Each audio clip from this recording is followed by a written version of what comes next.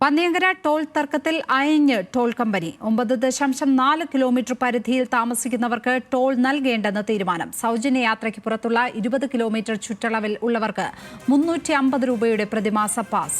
K Radhakrishnan എംപിയുടെ അധ്യക്ഷതയിൽ കൂടിയ സർവകക്ഷി യോഗത്തിലാണ് തീരുമാനം.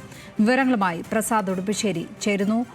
പ്രസാദ്, ഏതായാലും ഒടുവിൽ ഒരു ധാരണയിലെത്തിയിരിക്കുകയാണല്ലേ? പ്രശ്നങ്ങളായാണ്.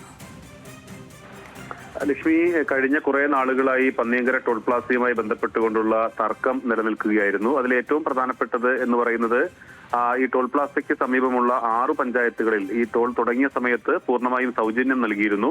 പക്ഷേ പിന്നീട് ടോൾ പ്ലാസ അധികൃതർ പറയുന്നത് അത്രയും സൗജന്യം നൽകാൻ കഴിയില്ല, അതിന് ദൂരപരിധി നിശ്ചയിച്ചു. 7.5 കിലോമീറ്റർ ചുറ്റളവിലുള്ള ആളുകൾക്ക് മാത്രമേ പൂർണ്ണ സൗജന്യം നൽകാൻ കഴിയൂ എന്നുള്ളതായിരുന്നു നിലപാട്.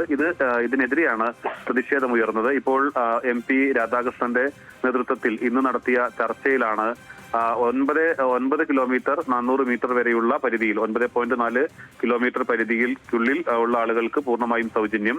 അത് കഴിഞ്ഞ് ഉള്ള 20 കിലോമീറ്റർ വരെയുള്ള പരിധിയിൽ പ്രതിമാസം 350 രൂപ പാസ് എടുക്കണം എന്നുള്ളതാണ് ഇപ്പോൾ ധാരണയായിട്ടുള്ളത്.